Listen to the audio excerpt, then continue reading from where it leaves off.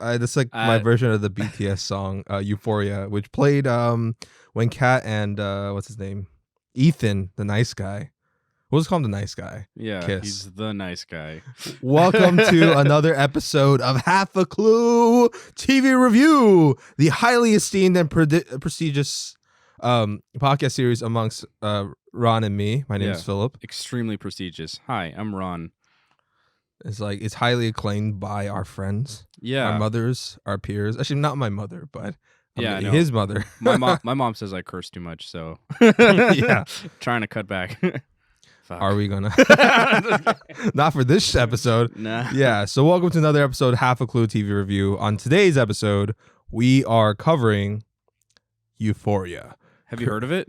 If you're on TikTok, you've heard of it. Yeah, we're going for like real obscure shows now. You know. Yeah. I mean, at this point, it seems like we're covering like a lot of just HBO shows, so we should just make it just be HBO Half a Clue. What's it called? Coming up next, Deadwood. Deadwood. Oh, hey, don't tempt me. No, dude, I would love to talk about Deadwood. Deadwood. It's like my friend had a professor. Real side tangent before we it won't tie back into Euphoria, but he stopped my friend from watching it because he every time he mentioned Deadwood, he's like, he has this I don't know, some type of accent. I forgot what it was, but he was like, Deadwood is so good. You could bring your girl, drink some wine. It's Deadwood. Is he Dracula?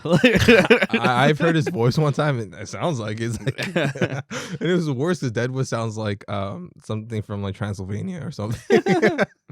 Oh god. Okay, so for this show, Euphoria. This episode we'll be discussing Euphoria, the first season. We will have a season 2 review coming very soon.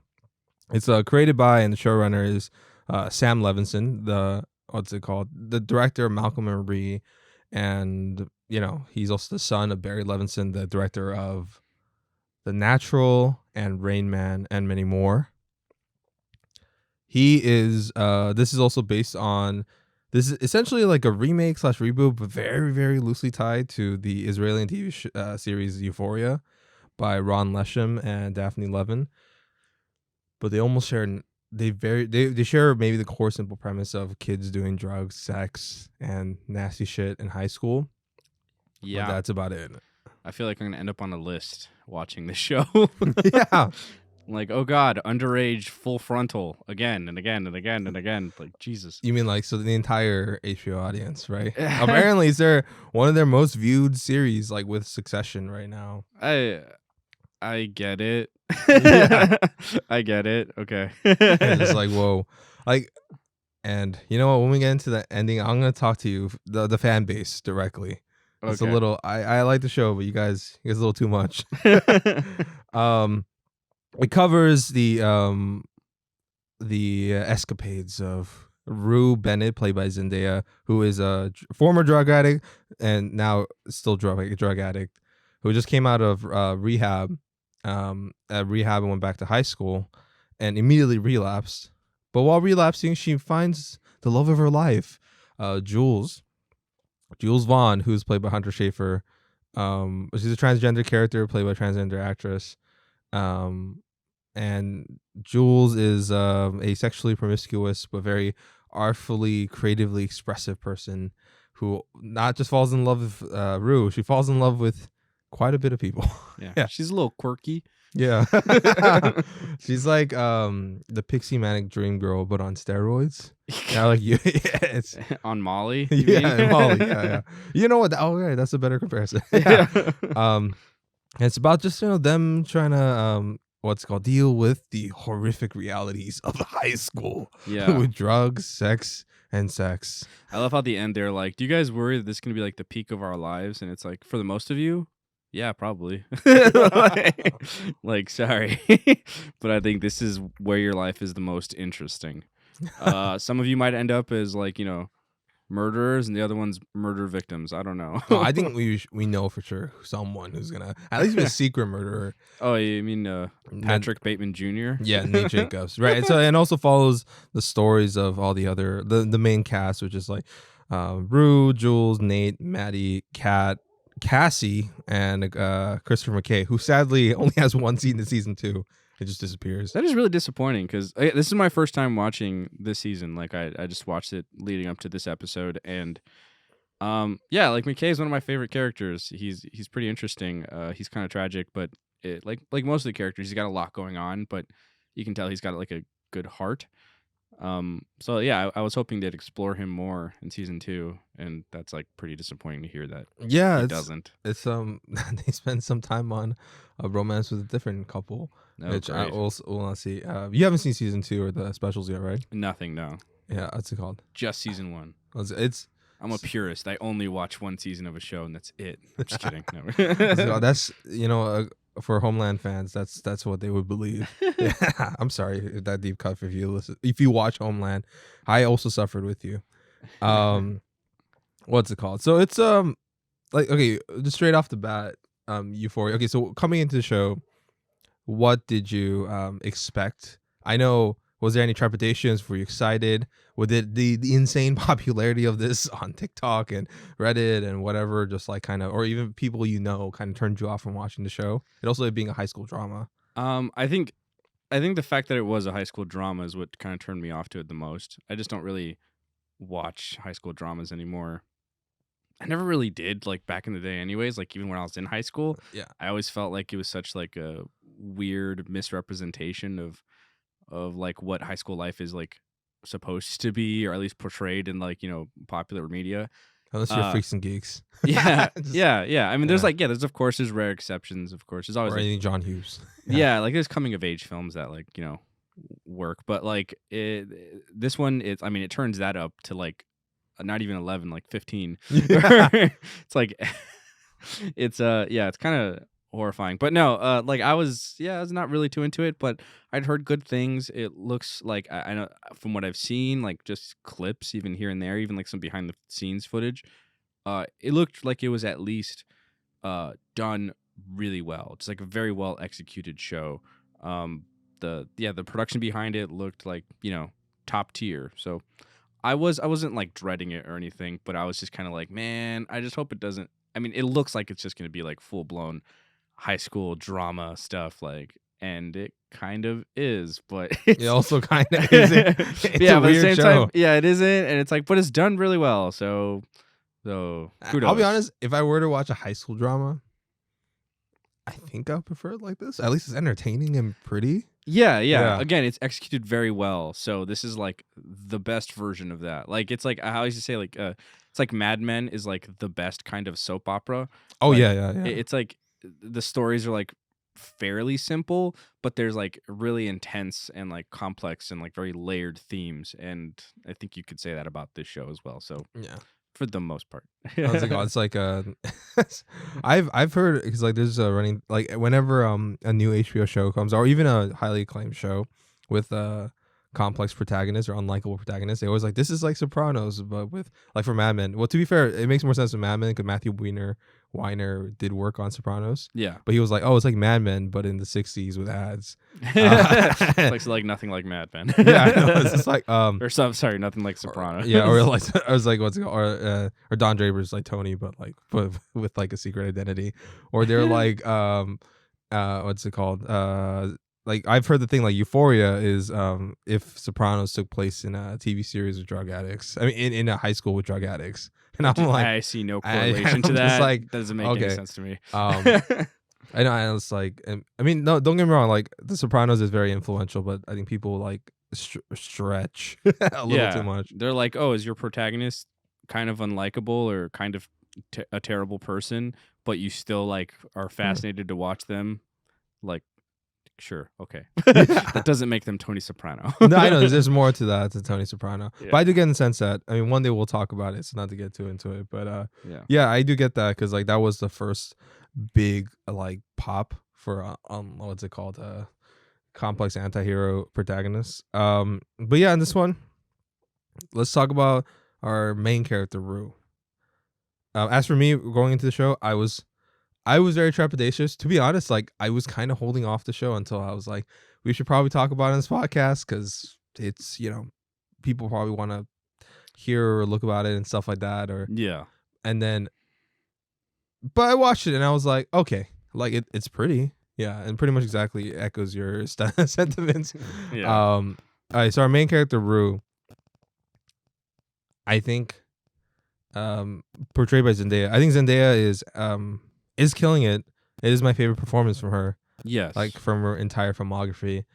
Um, and season 2 even better once we cover that. But she does give so much charm and energy to a character that's, for me, is very thoroughly unlikable. But I understand because she's just a bipolar, a person dealing with grief, with drugs. Yeah. Like same, like Zendaya's like knocking out of the park. She's like really killing it in this whole show. But like, man, is she like a little insufferable in the beginning. And again, yeah, like I understand she's going through a lot and she's like dealing with relapsing and all this stuff, but it's like it makes it hard to watch sometimes. It just But makes like you hate drug addicts. that's that it's a very complex subject. Yeah. But yeah, it's like it's tough to say, but like by the end of the show she's definitely one of my favorite characters. Like she's a very compelling character to watch. Like Yes. there's a lot going on for her, so like I like her. And yeah, no, Rue is like just, I think it's a very well crafted character. Oh yeah. It's like even when she does absolutely, what's it called? Not horrific. Like in season 2, at least in this season, um, troubling things for like her parents, lives to her parents and stuff like that. Yeah. You see it from her perspective because she doesn't want to go back to rehab or hospital. Or she's always trying to. Oh, she loves hospitals. That's not. Oh, well, not anymore. Remember at the end? At the end of season. Oh no, not the end. Like she just didn't want to because they didn't give her the drugs she needed or something. Oh. Oh, was that she just like swears off hospitals? I thought she still. Oh, okay. Oh, okay. Oh Oh. shit! I almost said something. Okay, I just. Oh fuck! I'm sorry, audience. I almost said something for season 2. But you'll okay. Yeah, but eventually she's. Yeah, but she doesn't like rehab. I'll say that. Okay. Yeah. She doesn't like rehab. But yeah, it is really. I think Zendaya. I give more credit, not even to the writing. I mean, the writing does a good job of showing all the struggles she had, but Zendaya has. Yeah, she has a certain likability to her, and like what's it called? She injects humor in the right spots. Yeah. Like with not even with words, but with like her facial expressions. Yeah, she's very expressive. Like I like she really does kill those like the big dramatic beats, and even just like the very like dry comedy that she kind of puts out sometimes works really well. Which is weird that they casted her in Dune. Because like like all those like strengths is Zendaya is like her expressive face and wild emotional wild emotional range is like kind of stripped down. But yeah, at least in the first one, we'll in see the what first one, happens. this is In a second. the second one, there's plenty more where she could. She got a lot more to do in the second one. Yeah. We'll I don't say. think it's a bad performance in Dune. It was just like interesting that they chose her. Yeah. And like it's weird because like it felt like Euphoria just came out, but this show came out like in 2019. Yeah, that is kind of like crazy. 3 years ago. It was like huge gap between seasons. And okay, so what about some of the other characters like Jules? Like I honestly Jules was I was surprised how much I liked this character. I thought I was gonna be annoyed. Yeah. Yeah, but she shows, like I said, she shows like a little bit more past, and then in special episodes when we cover that season 2, she does have it shows more of a backstory with her mom. But yeah, I did like her a lot, and then I got her perspective on just trying to find easily in love, but she also has this like I was worried that they're gonna take the route of, because whenever they cover anything that's like a group that's not regularly covered in movies or TV series, they try to usually make them like meek or what's it called, undefensible, or like they lacked appropriate defenses against someone like Nate Jacobs or something. Yeah, but immediately in the first episode, she's like breaking a bottle, cutting herself, like, you back the fuck off. And I love that seeing the strength in her, in that character. Yeah, no, she's, again, yeah, exactly. I feel like she's a very frustrating character where it's just like, hey, don't go to like random hotels to hook up with adult men. Like, that's extremely dangerous. That part is dangerous. Please don't do that. But yeah, it's she has her own, like a lot of the characters have their own addiction. Hers is like Ruse is drugs, and Jules is like having sex with like random people. Danger in a sense, like she danger, likes fantasy, the thrill. Like she does talk about it at this at one point in the season where she's like, it's not even necessarily about that. It's not about like the like even like the sex or whatever. It's about like being able to like she mentions like conquering masculinity and stuff Yeah. like that, and that's very an interesting approach. I think that's like that could be like a whole episode in itself, really. But yeah, she's a very compelling character. The fact that and her relationship with Rue in particular is one that like is very interesting to watch and Yeah. play out, and it's a little tragic for Rue. I mean, obviously by the end it's like Right. it's very tragic, but like And it then like you see yeah you see the pressure because like Rue actually for Jules, she recovers, she stays off drugs, she stays sober, yeah but at the same time you see that pressure that's put on, and not to say too much because they actually explain more of that in the specials, which for people who haven't seen the show, by the way, spoilers if you haven't noticed. yeah um they had like because there was a 3-year gap, but within each year on Christmas, weirdly enough, that they released a special, one for Jules and one for Rue Rue. And for the Jules character, they explained why that you like you saw the reaction when Lexi told Lexi, by the way, played by Maud Apatow, is Rue's best friend or childhood friend. the real MVP of the show. Yeah. Oh, she fucking steals in season 2. I know I've been saying that a lot. What's it called with Jules? Main thing with Jules is like when Lexi tells her that Rue is doing good right now because of you. Have you noticed? And immediately, like I think Hunter Schafer does a good job of just like facially like showing the pressure that it brings upon her, and then how that affects their relationship. Yeah, But at the same time, it's selfish what she did at the end, where it's like, yeah, extremely selfish. yeah, she just left her. That would piss me off so much. Yeah. And then essentially is the one to cause Rue's relapse. 'Cause that's her whole journey. Yeah, She's trying to avoid doing drugs again. She's trying to avoid relapsing, not just but just for her life, for Jules, for her family. While Rue is also like, and I did like the importance that she has on Rue, or like she's what's it called? She is the inciting incident for Rue's recovery, but also the cause for her downfall mm-hmm. at the same time, and that just makes it. I like that. Like it's so the duality of this series. Yeah, it's an extremely complex situation. Like when you're dealing with anyone who has who's an addict or like dealing with drugs and gets mixed up in that, like or like depression and everything else. A lot of that weight can be put onto you, and like sometimes it can feel like extremely unfair, because it's like you kind of have to like shoulder their problems, but it's always more complicated than that. Yeah, It's an extremely nuanced situation. So it's like it's understandable why, a high school kid who's also dealing with like a million of their own problems just reacts poorly. We'll say that. yeah, and she's also like her situation is unique. She's transitioning. Yeah. Yeah, And she's also she's dealing with stuff that hopefully no high school kid would ever have to deal with. I mean, other yeah. than of course the transgender part, because that's just something a lot of kids, especially at that age, are dealing with, and that's that can be very tough. But it's a great character. All right, so let's talk about we do a relationship drama. Oh, we're talking about relationship. Let's talk about our other favorite couple, Nathaniel Nate Jacobs and Madeline Maddie Perez, played by Nate Jacobs, played by Jacob Elordi, who I'll say more about his performance in a bit, and Maddie's played by Alexa Demi, who I think is perfect casting for that character because I can't see anybody else play that. No. Like, ridiculously annoying embodiment of Gen Z. Yeah, it's like I was saying this before, before the podcast. Like Maddie is like she's the embodiment of the worst parts of millennial and Gen Z culture. Like everything that you would like that. Like, boomers or whoever else complains about us, like, you guys are lazy, you don't want to do this or do that, whatever. Or, like, you guys are so self-obsessed and whatever. It's like, that's Maddie and Nate, really. Like, they're both two sides of the same coin. That toxic masculinity and that toxic femininity. It's like both sides of it.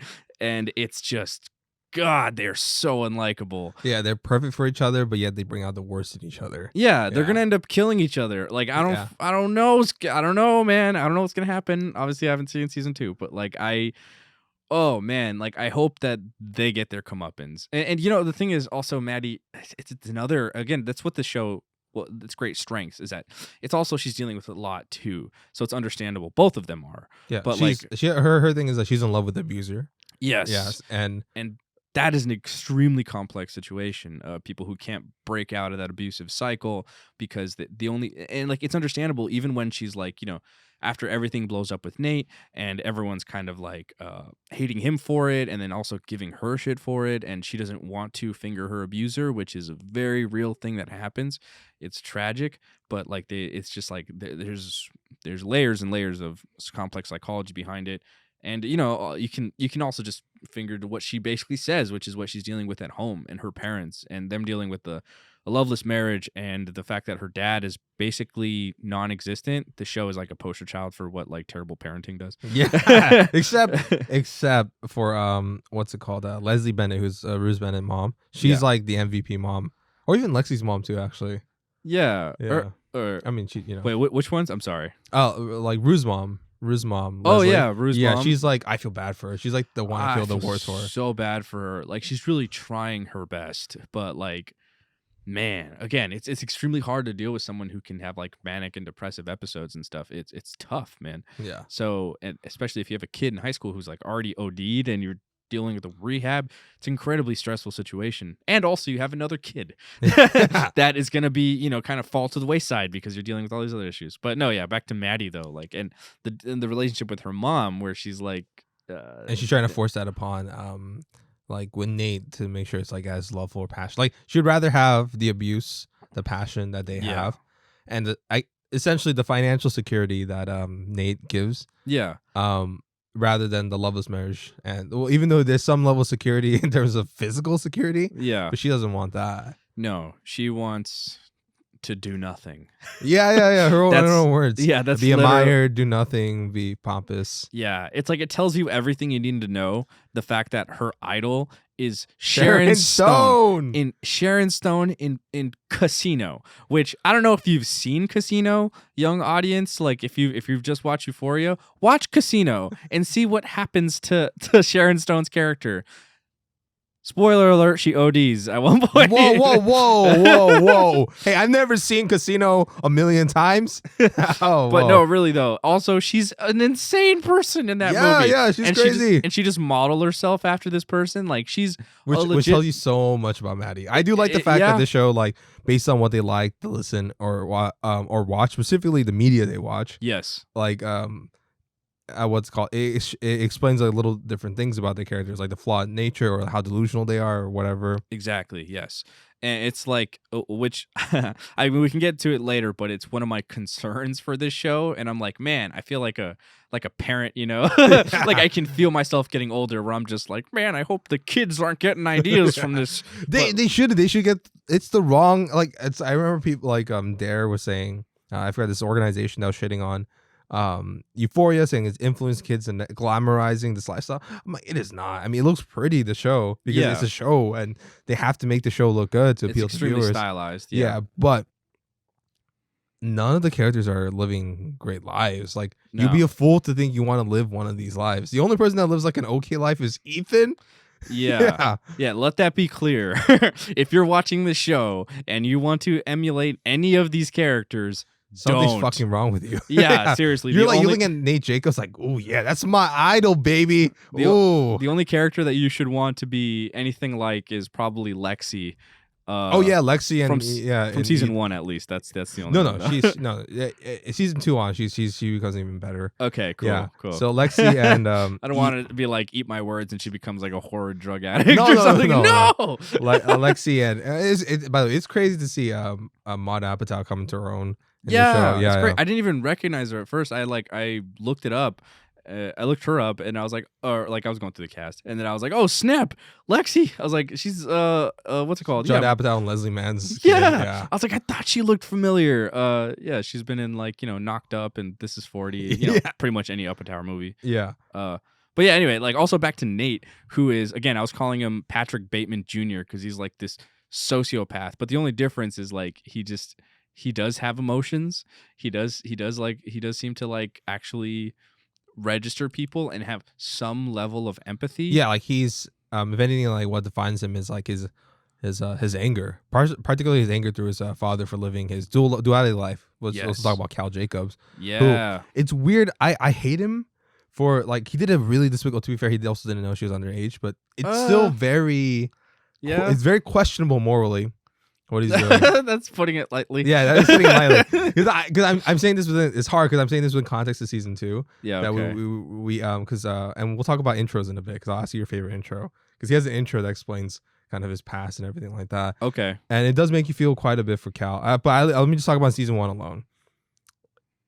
In season 1 alone, when I first watched it, I didn't say I hated him, but I did feel like, okay, yeah, he's definitely the cause of Nate's anger, his duality life, and his breaking apart his family. Yeah. And but then again, I give once again a lot of credit to the actor Eric Dane, who adds a lot of his surprisingly emotional vulnerability to that character.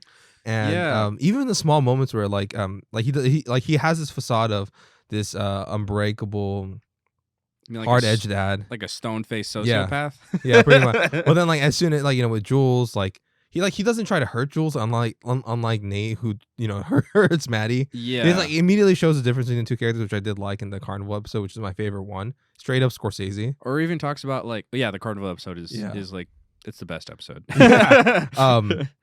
But what's it called? And he even asks like Jules, like, hey, like please don't do it. Like pleads with him. He knows that he did wrong. Like he's very acknowledging what he did was wrong. And he shows fear, like his hand is shaking with the chili and shit. It shows humanity, which unfortunately a character like Nate barely very shows any kind of humanity. He's God, what he does to Tyler, man. Oh my God. Oh yeah. So let's talk. I mean, the last thing about Cal is I also really did love that scene with the prostitute. Yeah. Yeah, we just like, can we just not fucking just like have an emotional connection, which is like a lead into season 2. But it's like that's, you see, like the crux of his character is that he just wants emotional connection that he's not getting with his family. Yeah. It's like he can't be honest with himself. He can't be vulnerable. Again, there's a lot of toxic masculinity in this, and that's a big part of it, where it's like his picture of what a man is supposed to be, or the leader of a house is supposed to be, and that's like completely like this wall, this unvulnerable, like, guardian or whatever, and he's just like, and who's supposed to shape his kids to be like these relentless soldiers and dudes that are just like just ready for the world and take everything, but all he's doing is instilling them with anger and resentment and fear, and that's just, it's horrible. But it's damaging to a kid like Nate, seeing all that stuff. But you see him like again, he the only place he can be vulnerable is with like a stranger, a prostitute, someone who's gonna just, or I guess it's not implicit whether he's a prostitute or not, but at least the fact that like he can be vulnerable with this person because he can't with anyone else, like in complete privacy or whatever. So they're all tragic figures, everyone here. Yeah. Especially Tyler. Yeah, Tyler. Let's talk about Tyler for a bit. So Nate and Maddie is like the Ross and Rachel of this, but on steroids. Ugh. Yeah, or not steroids, on Molly. Yeah. On Molly, where they're will they or won't they, the power couple. And immediately it starts out with a breakup, or like they're just apart from each other. Yeah. And Maddie is like, as revenge against Nate, is like, yeah, I'm gonna have sex with this guy on a fucking pool. Yeah. And that guy, I'm sorry about that. And that guy, I don't know what happened. I took some Molly this morning. I'm just kidding. Nate, what's it called? Maddie has sex with a guy named Tyler, who is kind of, I mean, sadly pathetic, but also like I feel bad for him. Yeah. What's it called? And it's like, dude, stand up for yourself, man. Come on. I would walk around like a switchblade at all times. Yeah. If I got attacked by somebody like Nate. Yeah. Change your locks, get a move. I don't know, something, man. You gotta come prepared. This dude's not just gonna let you go. Ugh, sorry. It's again extremely frustrating. Yeah. and just hard to watch, man. Like when he's just pummeling him, it's just like, jeez. Oh yeah, with like the neck brace and everything like that. Yeah. This Nate, it shows you the Patrick Bateman miss of, or the violent nature of this character. Try getting a reservation at Dorsia now, you bitch. Oh my god! And then also the fact that Nate frames him, Tyler, for Maddie's abuse. Yeah, which is like, oh my gosh. And also statutory rape. Is it not that also thing? Oh wait, no. He's well, that's the thing, right? He has like, you either go down for statutory rape or you go down for what's called like physical abuse. Yeah, but don't they also admit that like he had sex with Maddie? No, he doesn't. I thought No, Jules said that or something. no. What's it called? That they saw them together or something at like the party. But no, never mind then. But I know she said that she saw them At the fighting carnival. in a carnival. Yeah. No, he didn't go down for statutory rape because like he had to Okay. choose. That was the thing because it's better to go down as a abuser than statutory rape. Yeah, what a choice, huh? Yeah, it's no. At that point, I would say fuck you. Yeah, at that point, I'm like, no, I'm gonna fight this tooth and nail to be like, look at me, look at what happened to me, man. I don't know. Yeah, it's horrible. And I would have been like, I have alibis. I have people telling me like, no, I wasn't here. I wasn't here. Yeah. But whatever. And also, does fucking Nate have actual proof? I guess he could. Then again, he could like just how he did with the justice system, could manipulate it. Yeah. I'm like, where's your proof that I had sex with Maddie? Where's the proof? Yeah. I mean, to be fair, there's like a bunch of kids recording stuff on their phones. That's true. So that's what I'm saying. Unfortunately. Damn Gen Z, always Z. on your phones. Yeah. All right. I'm saying that like I probably would have just said that even if there was proof. Yeah. Just because like I don't know, fucking go down fighting. I know. Just be like, whatever. It's hard. I don't know if Tyler ever comes back in season 2. No, he doesn't. No, No, he's gone. I was gonna say I really hope he has some kind of redemption. This poor bastard. We have one more episode of season 2 left, so we'll see. Yeah. He'll come out guns blazing. But you know the thing is, at least with Nate, like that actor, out of all the actors, I know Zendaya already blew up, but Hunter too, and Sydney really blew up, but Jacob Elordi, I feel there's promising things for that actor. Yeah. Because he is instantly engaging, what's it called? In whatever he's in, especially in this show. And even though I really hate his character, I'm always waiting to see, whenever he's on screen, I'm like always waiting to see what he does next. I'm instantly immersed in what he does. Yeah. I give a lot of credit to him. Maybe it's his height or maybe his like kind of subtle like stoicness that he has. It's weird, you know. Yeah, he's terrifying. But he's also he's compelling. He's very interesting. I've enough to the point where like I've already seen people online who are like rooting for him or something, and it's just like that's terrifying. Like I don't know how you could root for this guy, but okay. Oh, what about his let's talk about a relationship with Jules. Yeah, which is in a weird way it's kind of sweet before the reveal. Yeah, it's like but they actually like, but in a weird way, like I actually do believe that he was being genuine when he was. I don't know about that because I was trying to figure that out too. I'm like, is he being serious about this or not? He was. Again, texting her a lot. So again, I think maybe if anything, he was kind of falling into that same category as his father, where he only felt like he could be vulnerable with this person. Yeah. But at the same time, like just looking at his expressions as he was like messaging her, Jules was like all happy and giggly and like, you know, obviously, of course, she's like in love. And then they would cut to like Nate, and then he just looks like fucking like stone face. He looks like a Easter Island head. Yeah. Like, but for me, I took it as like he has the face of longing, right? It could be. Yeah, and then like because I do feel like like he did because he is a closeted, not homosexual, I guess, or bisexual, right? Because he does get attracted to both female and males. Does he? Yeah, I mean he has. Yeah, I mean like well at least with not it's pretty graphic, the sex scene with Maddie. Yeah. Yeah, and there's at least a physical attraction he has to her, and they do say in Rue's voiceover that he does love Maddie. Like for the weirdest reasons, like the hair or whatever. Oh yeah, yeah. He might lean more towards it's a spectrum, Nate. To male. I know it's nobody's all 100%. I do like weird thing is also I did like the fact that Maddie and a good chunk of people, especially Maddie, was like open minded to sexuality. Yeah, I was like, she's being really understanding.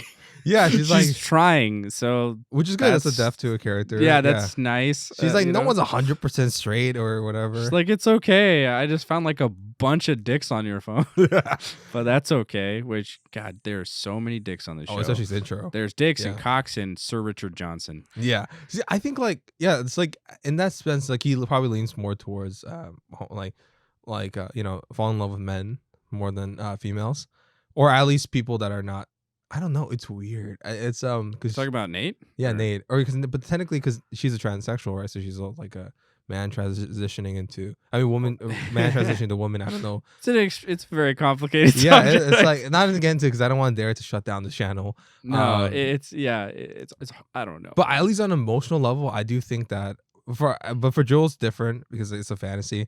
But for Nate, because he knew it was her the entire time, and Yeah. even despite the knowing about the scandal between her and Cal. By the way, they fuck Jules and Cal. Yeah. Um, Fucks her dad. yeah, His dad, I mean. yeah, and he's like, yeah, he shows what's it called, like he even at one point, like, because part of the thing is like, because they had that interesting sequence where it shows like half Jules, half Nate. It shows like they're both perspective like on dual screen at the same time, Yeah. how the relationship, and also like they're both of them were ignoring their friends or significant others or family just to come converse with each other. That's true. He did seem very into it. But again, it's hard to tell with this dude. It's like, again, And that was makes it interesting, I guess. Yeah. Yeah, no, it does. Because again, that's what that part of that interplay where it's like, I'm trying to figure out, like, is he actually into her?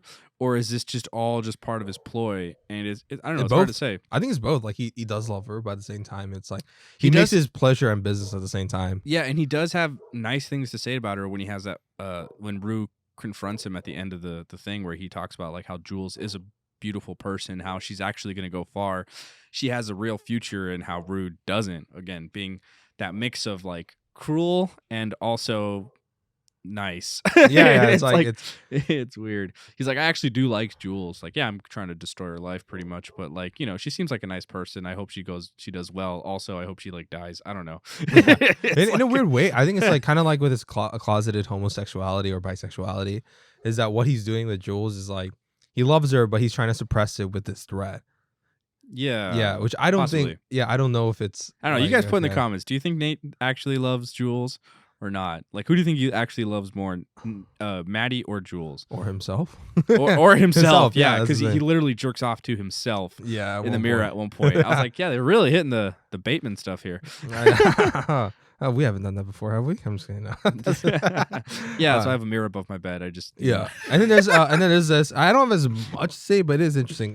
Cassie and McKay, right? Yeah. Yeah. Oh yeah, Cassie McKay again. It's very fascinating. It's like they're like the sweetest couple, Yeah, probably besides like I guess Rue and Jules, but like they're just like it's a very complicated interplay where they're both obviously very damaged individuals trying to make this thing work, and at some points they're very sympathetic and like empathetic towards each other, and they kind of understand what they're going through, try to help each other. McKay has that like horrific scene with like the frat boys, which, yeah, God, hazing him and stuff. fucking frats. I'm sorry, I hate frats. I wasn't a frat, buddy. Yeah, I It was- know. Yeah. Yeah. But yeah, it's I feel a direct attack to me, man. Okay. I guess all frats aren't the same, but whatever. Yeah. What's it called? No, I get that. Honestly, like with Christopher McKay, or McKay's character, they're both characters that hate being defined by what they are, and they're trying to break out of it, and they genuinely like each other on a deeper emotional level. Like Cassie is defined by her sexuality, right? Her promiscuous nature, her physical appearance. Yeah. But McKay is defined by his athletic abilities, particularly in football. Yeah. Which, by the way, I've thought about it. Like, it shouldn't really be called football. That's the whole thing. It's like because they rarely use their feet. Yes, for the ball. This Yeah, argument has been made before. it should be called throw ball or something. Yeah, I knew Yeah. people from out of the country who would just be like, "Oh, you mean hand egg?" And it's like, yes. Honestly, yeah, that's just more accurate to the actual sport. I guess so. Yeah, but it's like, and then to the point where they replace. That's a whole debate. We'll talk about later. But yeah, it's yeah, with McKay and Cassie, it's like it's very sweet because they're one of the few couples that genuinely love each other, not for their flaws or their perception of others, but they love each other for like a certain a different side to them that no one else sees, but that each other. Yeah, and they just kind of their main thing is they're just lacking that emotional intelligence to understand each other. Yeah, Even like when they first have sex, and then McKay just goes straight for the chokehold. because he thought that's what she would like based on.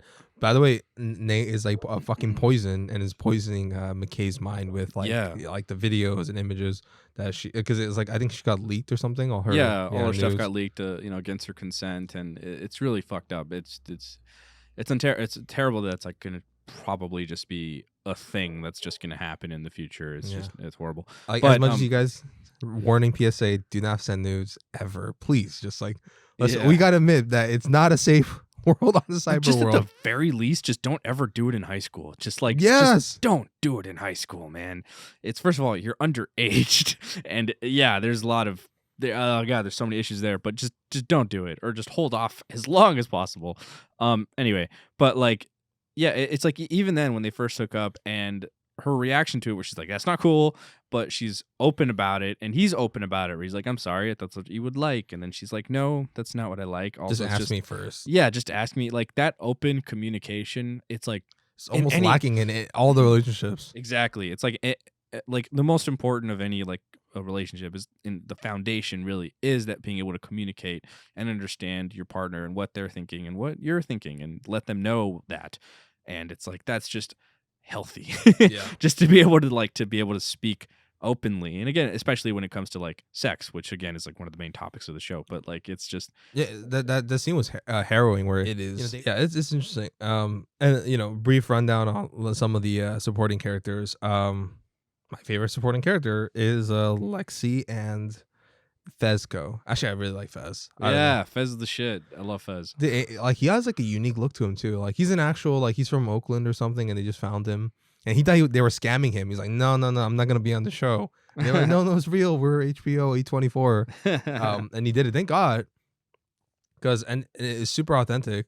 You know what I mean? I just think that's how he is in real life. Not a drug dealer, but like in terms of like his mannerism, his acting and stuff like that. His very relaxed nature. Yeah, and again, it's like you can see where he's dealing with like he's trying to support his grandma who's like I love that scene, by the way, that like reveal. In a coma. It's like it's a very and even Ashtray, like scene. He's he's the breadwinner of the family at like age fucking 18 or something. He's super young, and he's like he's just trying to take care of himself, and sometimes people get put into terrible situations and they have to try to make the best of it. And again, it's really hard. It's like, should he be getting into drug dealing? Probably not. But that was the hand he was dealt. Yeah, it's very complicated. But it's like you can also see how much he really cares for Rue. How much by not giving her drugs or he really cares about her, even when she kind of like is willing to pull out all the stops to say that she hates him or whatever. And he's it's like, you made me. I'm like, oh, did you? It's again, it's so. But he rough. is a little bit at fault for selling drugs. But this is probably before they got close and stuff. Yeah, exactly. So, but man, he's it's like even at the end when again he gets raided because he tries to stand up for her to like confront Nate, but he suffers the consequences. He did not think it through. I'll say, which is most of these characters don't really think. I guess he just didn't expect Nate to call the cops, and I guess like it seems like there's an unspoken rule amongst like the cast, not the like the characters, to basically not to rat out on each other. And he doesn't really know Nate that well, I guess. Like, or I guess he did. He thought because they know each other by name. Yeah, and so and I'm assuming he sold drugs to Nate before. Probably, yeah. So I guess he didn't expect Nate to, do that. But now he knows. Now he knows what Nate is capable of, or he doesn't even fully know what Nate is fully capable of, but he's got an idea more. And hopefully, if they do have some kind of future confrontation, Fez will come, more prepared. Yeah. Come heavy, Fez. Oh gosh. Okay. So let's. Oh, and then last shout out, Ollie.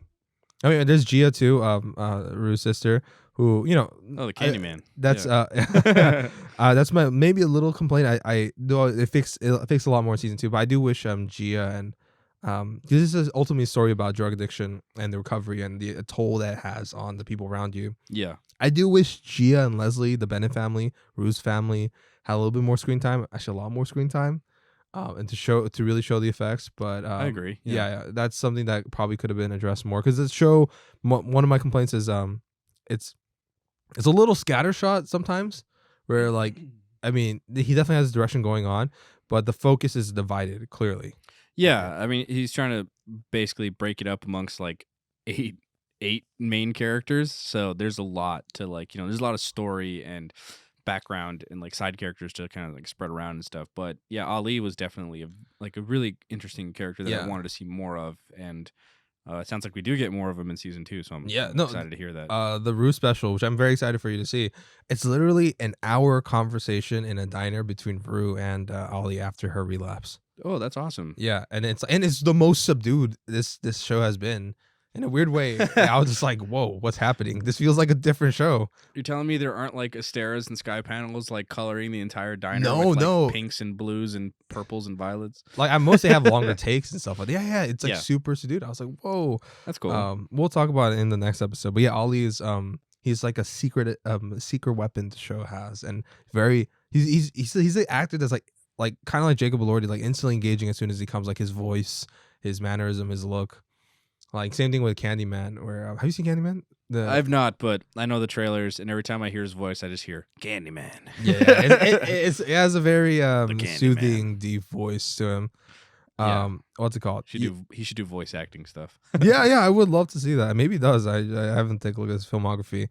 That's all I have to say about the characters. Okay, one thing that's prevalent is a lot of his stuff is he likes to do these 10-minute intros, like very Scorsese-esque, like pushing shots, pans, quick cutaways.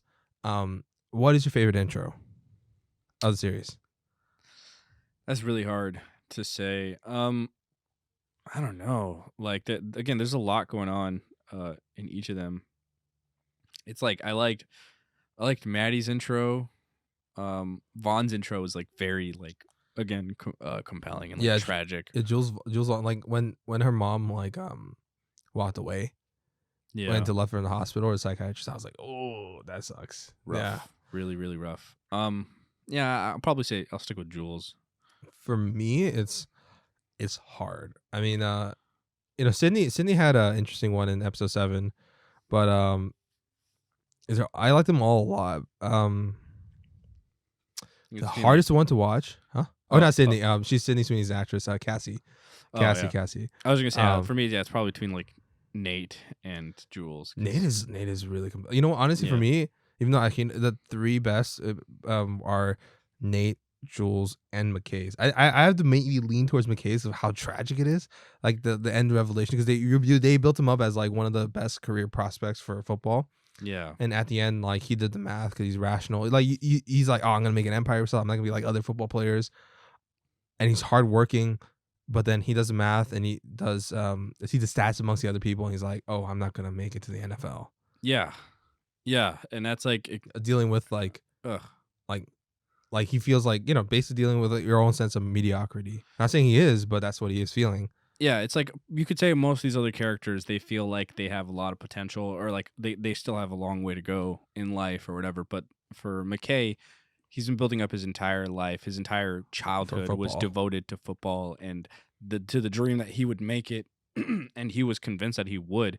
And to have that dream just kind of shattered before his eyes, and for him to just have that realization that it's probably never going to happen, like very likely that it would never happen. That's an incredibly harrowing thing to try to deal with, because making it in the NFL is extremely hard. That's what I would love to see in even for top prospects too. Like even top prospects when they get in, if they flounder, Jared Goff. What's it called? He went to a Super Bowl. Yeah, he did. What's it called? But afterwards, I mean, he's rich, so I don't feel bad for him. But it you know, like it is a whole different thing too, where it's like just even getting to NFL and once you're in the NFL, like you have to prove yourself over and over again. I really hope we see more of it. It's a shame that we don't see more of it in season 2. Hopefully season 3. It got just renewed recently. Okay, what about your favorite? I mean, I think we both know what our favorite episode is. It's episode 4, the carnival episode, Shook Ones Part 2.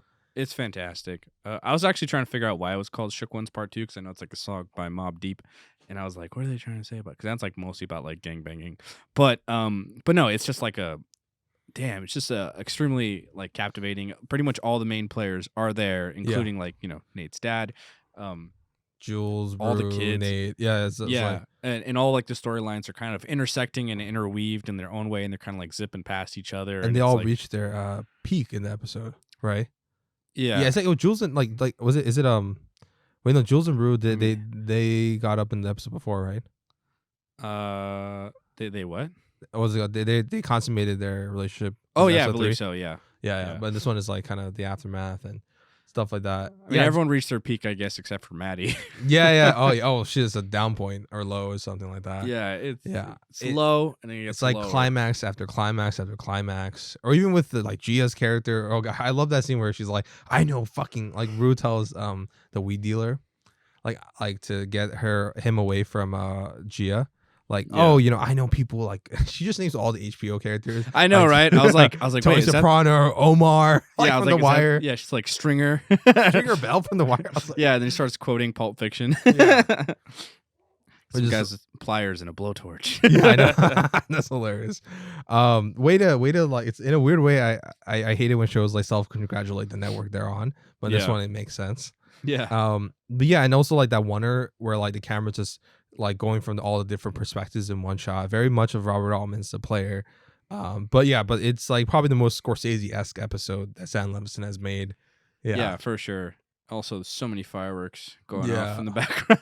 Even like the push-ins, like when Rue realizes, oh wow, Jules actually fucked Cal. The push-in shot of her face, and Yeah, I love Rue's reaction too when Cal looks at her and she just kind of like she just turns around and walks away. oh gosh, and it's great. Okay, Sarah, and last things, yeah, overall, like I did, and for the show's visuals, and we were talking about it a lot. I do love the fact that what's it called?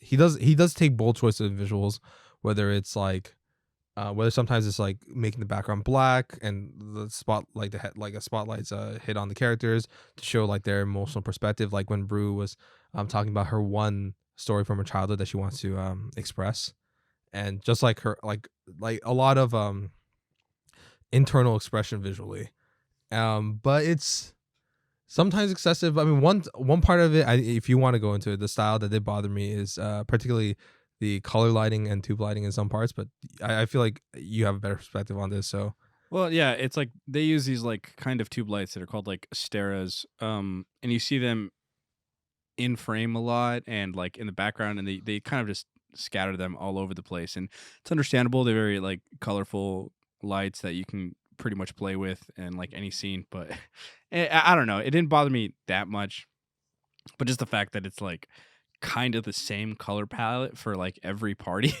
for like Yeah. every time they go to like a party or the school dance or anything else, it's like blue, purple, neon. Like that's pretty much it. And it's like it's weird. Weirdly, the party scenes were my least favorite visually because it got boring for me.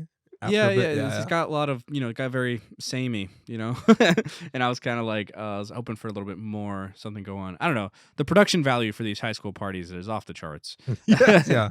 What do you think about Rue relapsing at the end? Like particularly like Jules leaving Rue. I mean that has a big moment, but her relapse sequence with the music video scene, pretty much. That was great. Yeah, I was surprised like that they went all in. Right, that was like yeah, that was like the most what's the term? Like not necessarily Theatrical. not necessarily esoteric. The oh gosh, not psychedelic. What is that? What is that term? Where basically it's what's it called? It's basically hyper reality, psychedelic, Yeah. lucid type of filmmaking that I particularly enjoy, and it's the most they've reached. Yeah, in Yeah. the show. Yeah. And again, really well done. It was like kind of like felt almost like interpretive dance kind of like influences in there where she's wearing like it's her dad's sweater and stuff, Yeah. and like all these dancers are wearing the same thing, and she's kind of just falling back into that space. It's I don't know, it's very tragic, but it's extremely well executed, and yeah, it's cool because that was great. It was like, oh, I haven't seen anything quite like this. So, Right. So that's great. All right, so let's wrap this up. Any final thoughts, and what's your rating for the show? No real final thoughts. I've kind of like already said it throughout mostly, Yeah. but like final rating For this season, I guess. yeah, for this season, I'll say I give it premium streaming. Okay, that's fair. I don't see myself rewatching this show, like at least not anytime soon. And it's a show that's like a little hard to recommend, I think, to people. But It's I wouldn't say that hard to recommend, right? Like at least like for film, I think for film and TV buffs, I would definitely recommend this if you yeah, care about like production values and all that shit. yeah, Yeah. definitely. If But then like for regular people, like regular non, like film junkies or TV junkies or industry people, yeah, but to it be fair, they're watching it anyway though. yeah, Yeah. yeah, yeah. I'll say like basically if like it's a very well crafted show, like I've said like a million times, Yeah. but it's so well done. Production level is on point. All the acting is again super spot on and like really brilliantly casted, like on every point. So there's a lot to admire about the show and to really appreciate. But yeah, it's just I don't think it's exactly made for me. But so like I would like personally, I don't know. I feel like I would want to give it a lower rating, but at the same time, I admire the way that it's made. So yeah, I'll give it premium streaming. I don't know. I am between premium streaming on the shelf because it is so well made and it is the best of its kind. But I think for me, um, I'm not saying it's surface level because they do go to dramatic depths with a lot of people, but some of my criticism is like the scattershot focus or like essentially the party scenes looking the same. Um, I don't know. That's those are nitpicks. Yeah, it's not a material that I generally gravitate towards, but as we mentioned before that. But I'm also wondering is because because I didn't see season 1 that came out, so I binged that one. For season 2, I did week to week, and for me that did help because I had like a full week of like break between episodes, and I wonder if that kind of affects our like viewing too, because like it's definitely not a bingeable show for sure. Yeah, Yeah, it does feel like more like a week to week, like you see an episode in someone's life type of thing. yeah, But I know you weren't going to be afforded that experience for season 2, but I'm curious if we ever did cover season 3, how that would be. For me, yeah, it'd be premium streaming. That's pretty much it. All right, thank you guys. Oh, by the way, also you fans, it's not better than Succession. I'm sorry, it's not the best show in the world. Watch more shit. Yeah, it's a good show, but there's better stuff. Yeah, tell me when fucking Euphoria breaks Guinness World Records for fucking nominations. Okay, buddy? Okay? Okay, bitch? I'll say yeah, like it. So thanks for listening. First of all, yeah, we really appreciate you guys. If you want to like and subscribe it, that means a lot to us. Every time you guys subscribe it, an angel gets its wings. But no, really, it means a lot. Yeah, and just let us know down in the comments. Who's your favorite character and who's your least favorite character? Yeah, and we'll say. We'll say. All right. Thank you guys. Have a good day. Goodbye. And this is Half a Clue. Bye.